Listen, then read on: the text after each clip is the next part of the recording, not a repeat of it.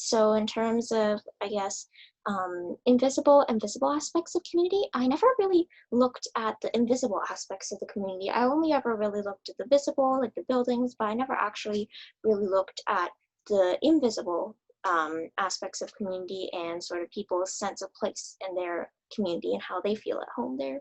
When I look at a community, I feel like for me, I tend to look at the visible aspects. So what buildings are there? What schools are there?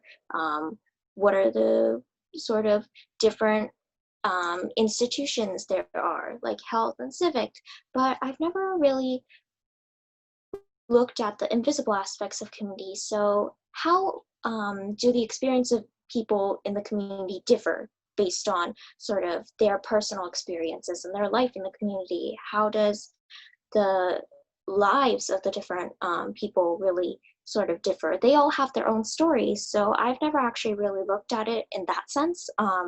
I feel like because I've only ever really looked at institutions, I've never really gotten to know the people in the community.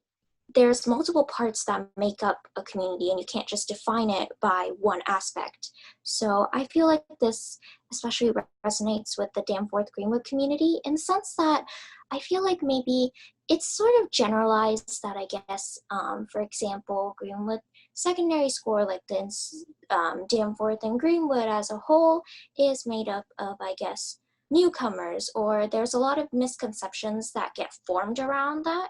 But I feel like in terms of this specifically, I feel like there's more to it than just looking at it as a community full of newcomers. It's a community full of vibrant, diverse people, and they all have their own stories. They all have their own unique experiences.